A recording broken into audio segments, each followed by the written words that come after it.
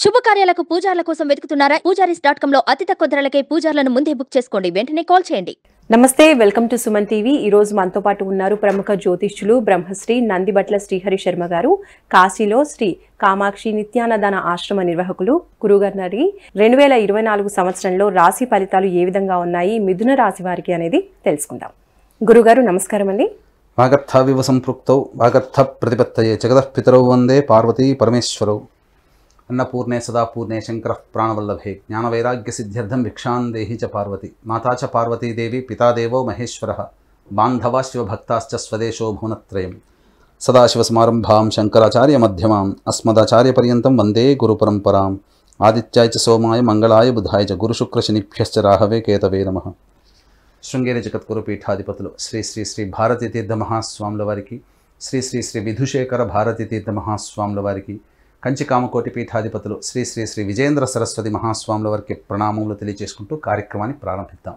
గురుగారు, మిథున రాశి వారికి 2024 సంవత్సరంలో జాతక ఫలితాలు ఏ విధంగా ఉండబోతున్నాయి, వాళ్ళ జాతకం బాగుండాలి అంటే వాళ్ళు ఎటువంటి పరిష్కారాలు పాటించాలి అనేది తెలియజేయండి. ముందుగా వీక్షించేటువంటి సుమన్ టీవీ ప్రేక్షకులకి 2024 సంవత్సరం ఆంగ్ల నూతన సంవత్సర శుభాకాంక్షలు.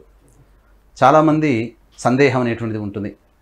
పంచాంగం అనేటువంటిది రాశి ఫలితాలు చెప్పేటప్పుడు ఉగాది టు ఉగాది అని అంటుంటారు కదా, మరి 2024 జనవరి నుంచి చెప్పుకునే మనకేంటి పద్ధతి అని చాలామందికి సందేహం ఉంటుంది. ధర్మశాస్త్రం ప్రకారం ఒకటి ఉంది. ప్రపంచమంతా ఏదైతే ఒక విషయాన్ని గురించి ఆమోదిస్తుందో అదంతా కూడా శాస్త్ర సమ్మతం కూడా చెప్పబడుతుంది. కాబట్టి ప్రపంచమంతా 2024 న్యూ ఇయర్గా, ప్రతి సంవత్సరం న్యూ ఇయర్గా 2024 జనవరి 1వ తారీఖు రోజున జరుపుకున్నప్పుడు శాస్త్ర సమ్మతమైనటువంటి విధానమే. కాబట్టి మనం చెప్పుకోబడేటువంటి ఫలితాలు ఏవైతే ఉన్నాయో అవన్నీ కూడా జనవరి 1వ తారీఖు నుంచి డిసెంబర్ 31వ తారీఖు వరకు 2024 సంవత్సరంలో వచ్చేటువంటి శుభ అశుభ ఫలితాలకు సంబంధించినటువంటి మాత్రమే మనం పరిగణనలోకి తీసుకొని మనం చెప్పుకుంటున్నాం. కాబట్టి ఈ చిన్నటువంటి విషయాన్ని, మార్పుని గమనించి తదనుగుణంగా మీ యొక్క మిథున రాశి వారికి సంబంధించినటువంటి ఫలితాలు ఏ విధంగా ఉంటాయో క్లుప్తంగా మనము తెలియజేసుకుందాం. ముందుగా గ్రహాలు అనేటువంటివి చూసుకున్నట్లయితే ప్రధానమైనటువంటి గ్రహాలు గురువు, శని, రాహువు, కేతు. వీళ్ళందరూ కూడా దీర్ఘకాలిక గ్రహాలు కాబట్టి గురువు ఒక్కొక్క రాశిలో 1 సంవత్సరం, శని 2.5 సంవత్సరాలు ఒక రాశిలో, అలాగే రాహుకేతువులు 1.5 సంవత్సరాలు ఒక్కొక్క రాశిలో సంచారం చేస్తుంటారు. శని కుంభరాశిలో సంచారం చేస్తూ గురువు 1వ తారీఖు మే వరకు కూడా మేషరాశిలో ఉండి 2 మే నుంచి డిసెంబర్ మొత్తం వరకు కూడాను వృషభ రాశిలో సంచారం జరుగుతూ, అలాగే రాహుకేతువులు ఈ సంవత్సరం అంతా కూడా మీన, కన్యా రాశిలో సంచారం చేస్తున్నటువంటి కారణం చేత ఈ 4 గ్రహాల యొక్క ప్రభావం మిగతా రాశిలో, అనగా అన్ని రకాలైనటువంటి ద్వాదశ రాశుల మీద ఏ విధంగా ఉంటుందో అందులో భాగంగా మిథున రాశి వారికి ఎలా ఉంటుందో తెలియజేసుకుందాం. ప్రధానంగా గమనించుకున్నట్లయితే టైం 1 జూన్, అనగా గురువు 2వ తారీఖు మే వరకు కూడాను ఈ యొక్క మేషరాశిలో సంచారం జరుగుతున్న కారణం చేత ప్రధానంగా ఈ యొక్క మిథున రాశికి యోగకారకైన శనిగ్రహము ప్రభావము ఈ యొక్క అమితంగా ఉన్నటువంటి కారణం చేత వృషభ రాశి వారికి లాగానే మిథున రాశి వారికి కూడా మే వరకు కూడా అద్భుతమైనటువంటి యోగ కాలంగా చెప్పవచ్చు. అయితే ప్రధానంగా గమనించుకున్నట్లయితే ఒక తేడా ఏంటంటే ఈ మే వరకు కూడా అన్ని రంగాలలో లాభం కోసం చేసేటువంటి, అనగా కేవలం డబ్బనే కాదు, ఏ పని చేసినా ఆ ప్రయత్నంలో వచ్చేటువంటి ఆఖరి ఫలితం కోసం చేసేటువంటి ప్రతిదీ కూడాను కొంత ఇబ్బందికరంగా ఉంటుంది, కష్ట నష్టాలతో కూడుకున్నటువంటిది. కాబట్టి ధన నష్టం జరగకుండా, అలాగే మీ సంబంధించినటువంటి శరీర కష్టం అనేటువంటిది ఎక్కువగా శ్రమిస్తే తప్ప ఈ యొక్క ఫలితాలు అనేటువంటివి మిథున రాశి వారికి ఈ మే వరకు కూడా పొందలేరు. అయితే మిగతా అన్ని రంగాల్లో కనుక గమనించుకున్నట్లయితే శనికి అనగా మిథున రాశి వారికి అద్భుతమైనటువంటి యోగ కాలంగా చెప్పవచ్చు. ఏ పని అనుకున్నా కానీ ఆ పనులలో యోగదాయకమైనటువంటి పరిస్థితి. కాకపోతే ఆరోగ్యం పట్ల శ్రద్ధ వహించాల్సినటువంటి పరిస్థితి మిథున రాశి వారికి ఉంటుంది. ఇక ప్రధానంగా గృహంలో మార్పులు చేర్పులు చోటు చేసుకునే అవకాశం ఉంటుంది. తల్లిగారి ఆరోగ్యం పట్ల శ్రద్ధ వహించాల్సినటువంటి పరిస్థితి. అలాగే విద్యార్థులకి కొంత గడ్డు కాలం మే వరకు కూడా, కాబట్టి అధిక శ్రమ కోర్చి విద్యార్థులు చదివితే తప్ప ఉత్తీర్ణత గొప్పగా రాకపోవచ్చు. ఇక గమనించుకున్నట్లయితే ఇక ఈ సంబంధించినటువంటి గురువు యొక్క సంబంధించినటువంటి మిథున రాశికి శత్రు ఇబ్బందులు ఎక్కువగా ఉంటాయి. ఇంటర్నల్ ఎనిమీస్ అనేటువంటివి ఈ మిథున రాశి వారికి మే వరకు కూడా ఉంటాయి. కాబట్టి వాటిని అధిగమించడానికి ఎక్కువగా ప్రయత్నం చేయాల్సినటువంటి పరిస్థితి గోచరమవుతుంది. ఇక గమనించుకున్నట్లయితే ఈ యొక్క మిథున రాశి వారికి వివాహానికి సంబంధించినటువంటి చేయి ప్రయత్నాలన్నీ కూడాను మే వరకు కూడా ఎవరైతే వివాహం కోసం ఎదురు చూస్తున్నారో వారికి చక్కటి జీవిత భాగస్వామి లభించే అవకాశం ఈ మిథున రాశి వారికి ఉంది. కాబట్టి అన్ని రంగాలుగా చూసుకున్నట్లయితే ఒక లాభము లేకుండా కష్టపడడం అనేటువంటిది ఒక విషయం తప్ప మిగతా అన్ని రంగాల్లో ఉన్నటువంటి వారికి మే వరకు కూడా చక్కటి శుభఫలితంగా చెప్పవచ్చు. ఇక 2వ తారీఖు మే నుంచి మిథున రాశి వారికి న్యూట్రల్ రిజల్ట్స్గా ఉంటాయి. 2వ తారీఖు నుంచి అక్టోబర్ 21వ తారీఖు వరకు. ఎందుకు అనంటే గురువు వృషభ రాశిలోకి సంచారం జరుగుతుండడం, ఈ కారణం చేత ప్రధానంగా గురువు యొక్క వీక్షణ అనగా శని యొక్క ప్రభావం నుంచి గురువు విడిపై స్వతంత్రమైనటువంటి కారణం చేత అధిక ధన వ్యయం అయ్యేటువంటి అవకాశం ఉంటుంది. అలాగే చేస్తున్నటువంటి ప్రతి పనులలో అడ్డంకులతో ముగించాల్సినటువంటి పరిస్థితి ఉంటుంది. కాబట్టి ఒకసారి పని ముగించిన తర్వాత వెనక్కి తిరిగి చూసుకుంటే ఇంత కష్టపడి నేను ఈ పని పూర్తి చేశాను అనేటువంటి భావన ఈ యొక్క మిథున రాశి వారికి మే 2వ తారీఖు తర్వాత ఏర్పడుతుంది. ఇక గమనించుకున్నట్లయితే ఈ యొక్క గురువు యొక్క స్థితి అనేటువంటిది ఈ సంబంధించినటువంటి శత్రుస్థానం మీద వీక్షణ చేయడం, అలాగే ఇంకా గమనించుకున్నట్లయితే ప్రధానంగా ఈ సంబంధించినటువంటి గురువు యొక్క వీక్షణ దశమ స్థానం అనగా సంబంధించినటువంటిది దశమ స్థానం మీద కూడా గురు యొక్క వీక్షణ ఉండడం, ఈ కారణం చేత ప్రధానంగా అన్ని రకాలుగా విదేశీ యానానికి సంబంధించి చేయవచ్చు, విదేశీ ప్రయత్నాలకు సంబంధించి కావచ్చు, కొన్ని ఆటంకాలు అనేటువంటివి మే 2వ తారీఖు తర్వాత ఏర్పడతాయి. కాబట్టి ఎక్కువ శ్రమ కోరిస్తే కానీ మన యొక్క సంకల్పం అనేటువంటిది నెరవేరకుండా ఉంటుంది.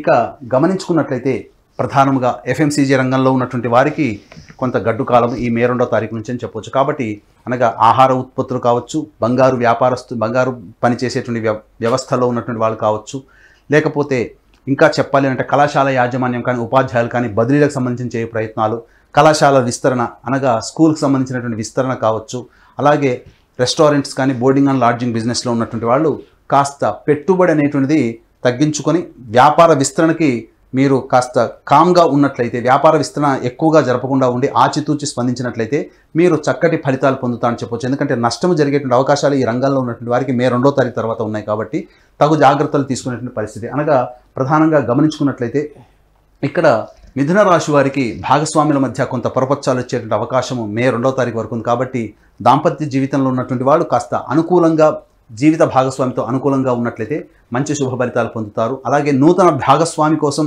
ప్రయత్నం చేసేటువంటి వాళ్ళు కాస్త జాగ్రత్తలు పాటించాల్సినటువంటి పరిస్థితి. అలాగే నూతన వ్యక్తుల యొక్క పరిచయ ప్రభావం మే 2 తర్వాత ఏర్పడే అవకాశం ఉంది. కాబట్టి జాగ్రత్తలు పాటించండి. ఇక గమనించుకున్నట్లయితే ఫేజ్ 3 టైం 3 అనేటువంటిది అనగా 21 అక్టోబర్ నుంచి 31 డిసెంబర్ వరకు కూడా ఇది అత్యంత గడ్డు కాలం అని చెప్పొచ్చు. ఎందుకనంటే ఈ సమయం ఏమాత్రం కూడా మీకు అనుకూలంగా లేకపోవడం చేత మీ యొక్క వాక్కుకి విలువ లేకపోవడం, తద్వారా ఇబ్బందికర పరిస్థితులు, మీ యొక్క మాటను నమ్మి ఎదుటి వాళ్ళు ప్రయాణం చేయడం, తద్వారా వాళ్ళ యొక్క ఫలితము తారుమారవ్వడం, తద్వారా మీకు చెడ్డ పేరు రావడం అనేటువంటిది ఉంది. కాబట్టి ఉచిత సలహాలు ఇవ్వకుండా ఉండడమే ఈ సమయంలో చాలా మంచిదనేటువంటి విషయాన్ని గమనించుకోవాలి. ఇక కుటుంబ పరంగా కొన్ని చిక్కులు సమస్యలు ఎదురయ్యేటువంటి అవకాశాలు ఉన్నాయి. కుటుంబ సభ్యుల మధ్య విభేదాలు ఏర్పడే అవకాశాలు 21 అక్టోబర్ తర్వాత ఉన్నాయి. అంతేకాకుండా గమనించుకున్నట్లయితే ప్రధానంగా సంతానపరమైనటువంటి సమస్యలు కానీ లేదా సంతానం కోసం వెయిట్ చేసేటువంటి వాళ్ళు ఈ సమయాన్ని వాయిదా వేసుకోవడమే చాలా మంచిదనేటువంటి విషయాన్ని గమనించుకోవాలి. ఇక గమనించుకున్నట్లయితే మిథున రాశికి యోగకారకుడైనటువంటి శనిని ఈ యొక్క కుజుని యొక్క ప్రభావం ఉండడం, ఈ కారణం చేత ప్రధానంగా విదేశీ యానం, విదేశీ ప్రయత్నంలో ఆటంకాలు అనేటువంటివి ఉంటాయి.